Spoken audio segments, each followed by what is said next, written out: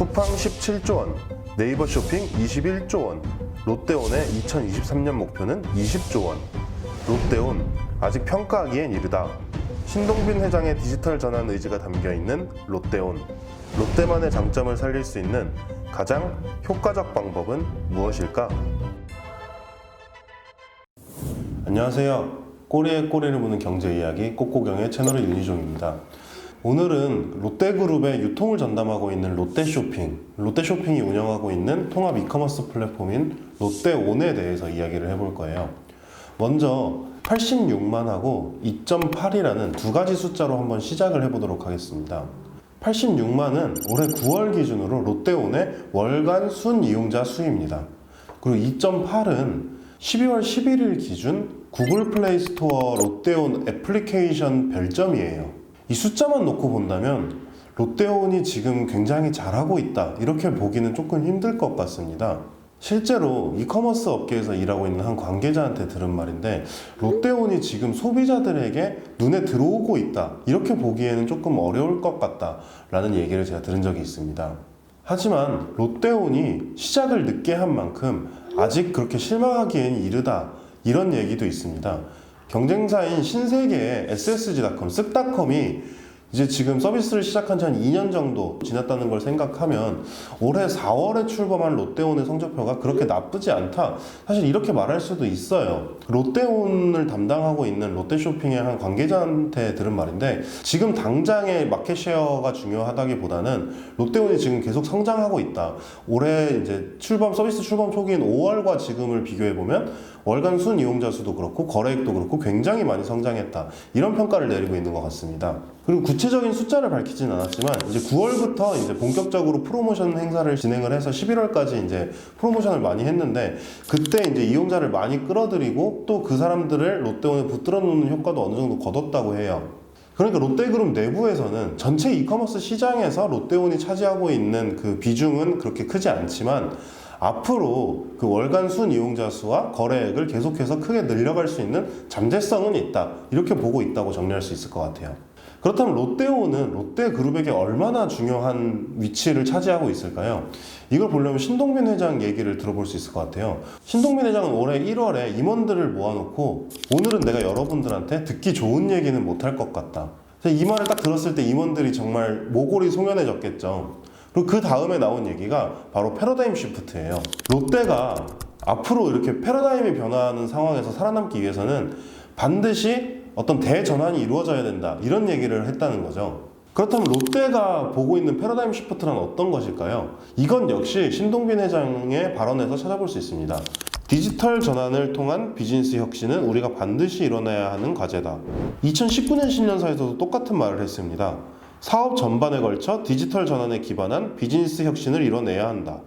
신동빈 회장은 2019년에도 그러고 2020년에도 그러고 굉장히 디지털 전환을 강조했어요. 그리고 옴니 채널이라고, 그러니까 롯데그룹이 오프라인 유통사잖아요. 그러니까 오프라인 유통 경쟁력과 온라인 경쟁력을 합치는 이런 경쟁력이 롯데한테 가능하다. 이 얘기를 먼저 했던 것도 바로 신동빈 회장입니다. 이렇게 신동빈 회장은 롯데 유통의 디지털화를 줄곧 강조해 왔습니다. 그렇기 때문에 이 롯데온이라는 것은 바로 신동빈 회장의 롯데 유통의 디지털 전환, 이게 구체화된 어떤 결과물이라고 볼 수 있는 거죠. 그리고 롯데그룹의 유통을 전담하고 있는 강희태 롯데쇼핑 대표이사 부회장 겸 그리고 롯데그룹 유통 비유장이죠. 이 강희태 부회장도 굉장히 이 롯데온의 성공을 강조하고 있습니다. 롯데온에 그만큼 힘을 많이 쏟고 있기도 하고요. 최근 롯데그룹 임원 인사가 있었는데 강희태 부회장이 자리를 지켰거든요. 이를 두고 신동빈 회장이 강희태 부회장을 재신임한 데에는 이 롯데온을 반드시 성공시켜라 이런 의지가 있었다 이렇게 보는 시각도 있습니다. 문제는 시간이 없다라는 겁니다. 왜냐하면 이커머스 시장의 깃발꽂기가 이미 너무 많이 진행된 상황이거든요. 쿠팡은 매년 조 단위의 적자를 내면서도 몸집을 엄청 크게 불려나가고 있죠. 그리고 로켓 배송이라는 완전 새로운 형태의 물류 장벽을 쌓아나가고 있어요. 그리고 네이버는 2019년 기준으로 쿠팡을 누르고 거래액 1위를 달성을 했습니다. 네이버의 검색 플랫폼과 오픈마켓이라는 사업이 결합하면 얼마나 어마어마한 시너지 효과가 나는지 몸소 보여주고 있는 상황이죠, 지금. 특히 최근 CJ 대한통운과 풀필먼트 계약까지 체결하면서 정말 무서운 기세로 계속 성장해 나가고 있습니다. 그리고 앞에 잠깐 얘기했지만 신세계그룹의 XSG.com, 쓱닷컴의 성장세도 만만치 않습니다. 쓱닷컴의 올해 거래액 목표가 3조 6천억 원이었거든요. 근데 이미 3분기에 2조 8천억 원을 달성했다고 해요. 이 쓱닷컴은 오프라인 기반 유통사 가운데 가장 성공적으로 온라인 전환을 이뤄낸 사례로 평가받고 있죠. 기업 컨설팅 전문 업체인 커니의 한 파트너는 이렇게 앞으로 온라인 유통시장을 분석했다고 해요. 일상용품 부문에서는 쿠팡이, 가격 비교 부문에서는 네이버가, 그리고 신선식품 부문에서는 쓱닷컴이 각각 국내에서 1위를 차지하게 될 것이다. 이렇게 분석을 했다고 합니다. 롯데온의 목표는 2023년까지 거래액 20조 원을 달성을 하는 거예요. 2019년 기준으로 네이버 쇼핑의 거래액이 21조, 쿠팡의 거래액이 17조 원이거든요. 이 정도 수준의 거래액을 지금 4년 만에 달성을 하겠다는 거죠. 경쟁사들이 빠르게 덩치를 키워나가고 있는 상황에서 롯데온만의 강점은, 그리고 강희태 부회장의 전략은 도대체 무엇일까요? 강희태 부회장은 이 롯데온만의 전략을 크게 두 가지 부문에서 짜고 있어요. 바로 데이터와 물류입니다. 데이터는 롯데쇼핑이 롯데온을 출범시키면서 가장 처음으로 강조했던, 자기들의 최고의 장점이라고 강조했던 게 바로 데이터예요. 롯데쇼핑에 따르면 롯데 멤버스의 회원은 거의 4천만 명에 육박한다고 합니다. 우리나라 인구수가 5,200만 명 정도 되거든요. 진짜 엄청난 회원을 갖고 있는 거죠. 그 수도 엄청 대단하지만 이 롯데 멤버스에는 사실 쿠팡이나 이베이 코리아가 갖지 못한 최고의 장점이 하나가 있습니다. 바로 오프라인 구매 데이터가 엄청나게 많이 남아있다는 거예요. 이커머스 시장이 빠른 속도로 오프라인 시장을 대체하고 있다고는 하지만, 특히 롯데가 옛날부터 중시해왔던 패션이나 식품 이쪽에서는 당연히 오프라인 구매 데이터의 비중이 엄청나게 클 수밖에 없습니다. 이를 바탕으로 강 부회장은 바로 롯데온의 전략으로 초개인화 전략을 내세우고 있습니다.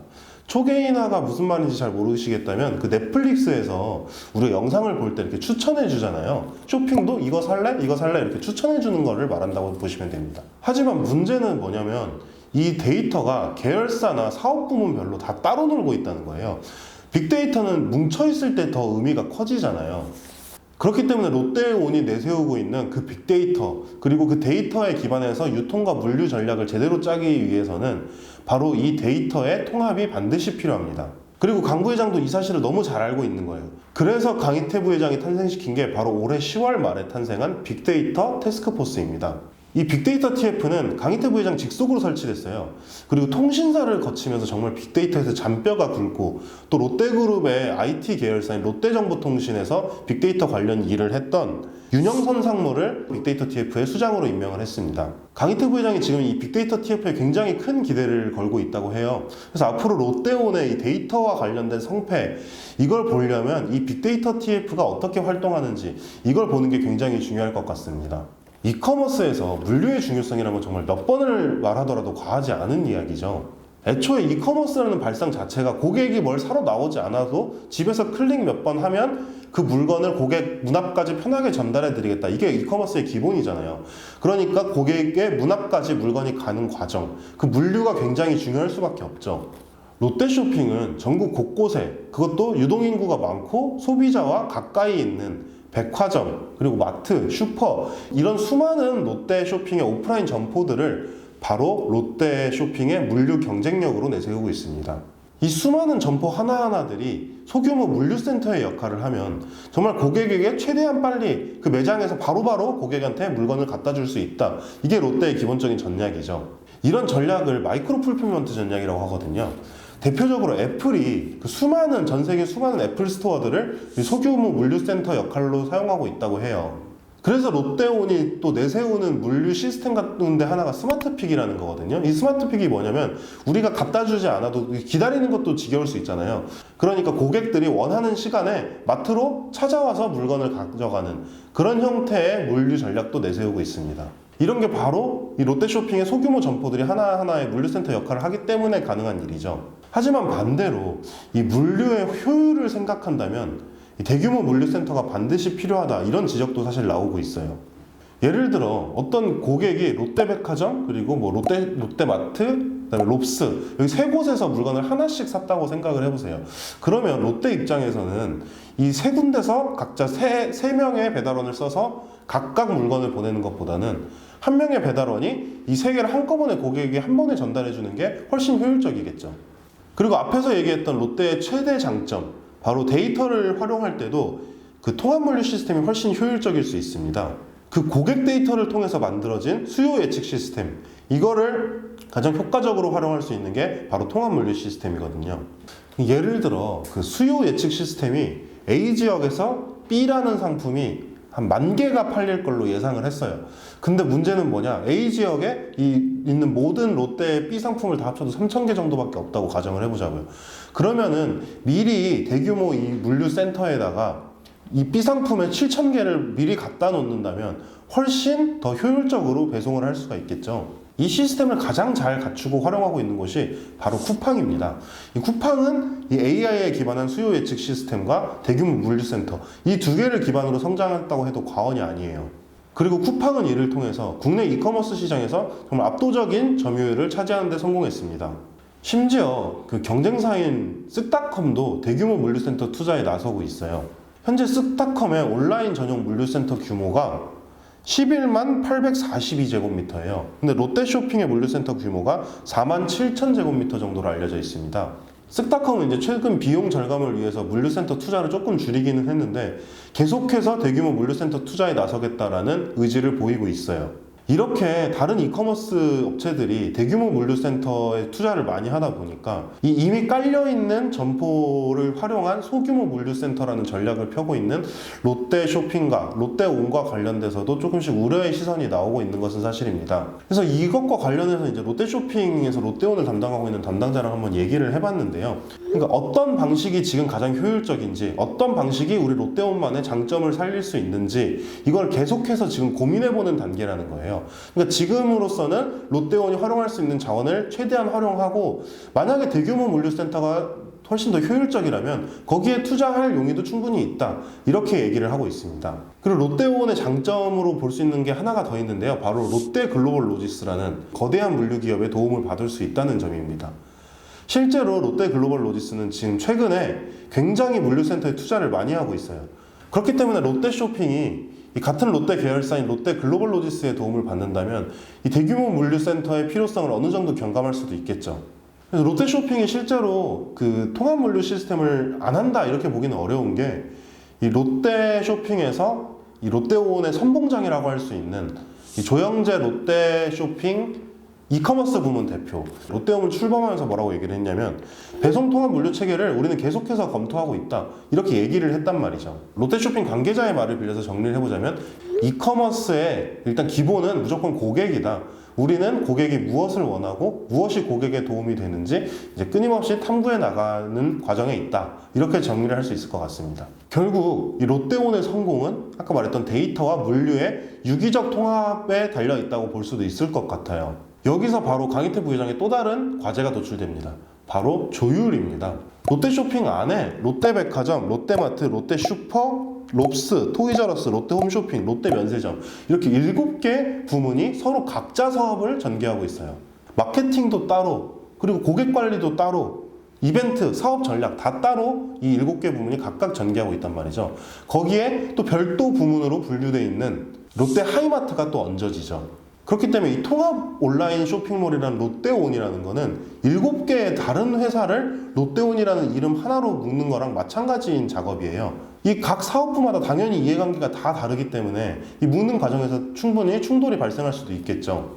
실제로 이제 제가 개인적으로 되게 친한 이제 롯데쇼핑 다니는 사람이 있는데 이렇게 얘기를 하더라고요. 실제로 내부에서 보면 생각보다 그 각 부문들의 서로 파워게임이 치열하다. 특히 이런 상황을 경쟁사인 쓱닷컴과 비교해보면 재밌는데, 신세계그룹은 쓱닷컴을 별도 법인으로 놔두고 거기에 최근에 정용진 부회장의 신뢰를 한몸에 받고 있는 강희석 이마트 대표를 그 자리에 앉혔어요. 쓱닷컴의 대표에.